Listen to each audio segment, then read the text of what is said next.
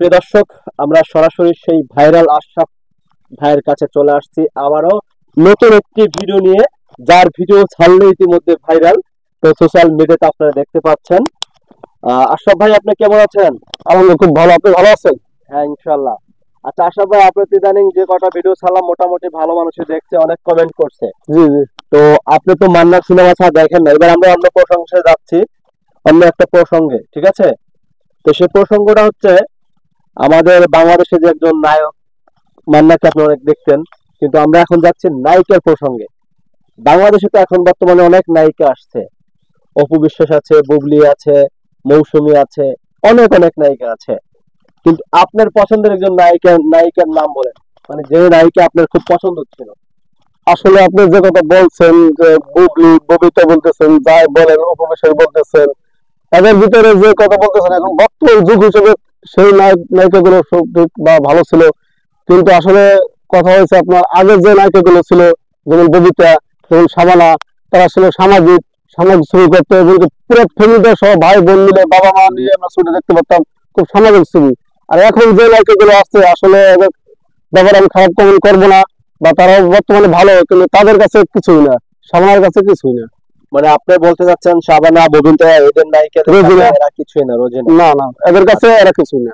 আচ্ছা, মূলত এখন যে নায়িকা গুলো দেখতে পাচ্ছেন ইদানিং, জি। এই নায়িকার মধ্যে কাউকে আপনাকে ভালো লাগে না? ভালো লাগে, কিন্তু তাদের কাছে কিছু না, কিন্তু তাদের ভালো লাগে, তারা সাময়িক ছিল, তাদের অভিনয়। আচ্ছা, আপনি যে সময় সিনেমা দেখতেন ওই সময় তো নায়িকা হচ্ছে আপনার ময়ূরী, ঠিক না? নায়িকা ময়ূরীর বিষয় নিয়ে কথা বলে, ওই সময় তো ময়ূরী অনেক জনপ্রিয়তা ছিল।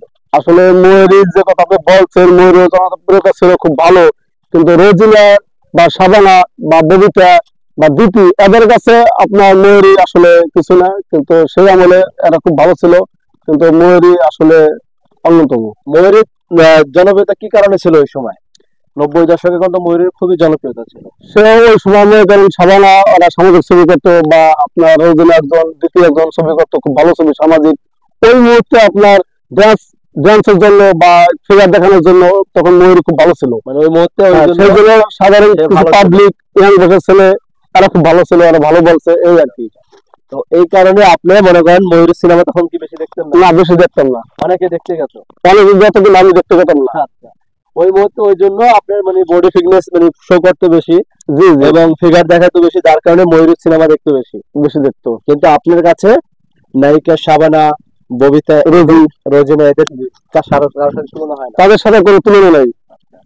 আপনি এখন কোন নায়িকাকে আপনি দেখেন না সিনেমা বেশি? বর্তমানে আসলে ছবি দেখা তো বাধ্য দিচ্ছে, কারণ তারাও ছবি দেখতেছে না, তারা দেশের বাইরে, কেউ দেশে আছে। আর এখন যে নায়িকাগুলো আছে, এদের ছবি দেখার যোগ্য না, আচ্ছা, সাময়িক হয় না। আচ্ছা, মূলত এখন আপনি ভালো সেরকম সিনেমা দেখতে পাচ্ছেন না? না না। আর শুনতেছেন শাকিব খানের একটার পর একটা মোটামুটি ভালো সিনেমা আসতেছে, এগুলো আপনি দেখেন না? এগুলো দেখি না, আমি তো মান্নার ভক্ত, মান্নাকে। আপনি মান্নার ভক্ত, শাকিব খান যত সুন্দর সিনেমা করুক তবু আপনি দেখবেন না? না। আচ্ছা, তো দর্শক, ভিডিওটি ভালো লাগলে অবশ্যই একটি শেয়ার দেবেন, আর কমেন্ট বক্সে আপনার মতামত জানিয়ে যাবেন। ধন্যবাদ আপনাদেরকে, সবাই ভালো থাকবেন।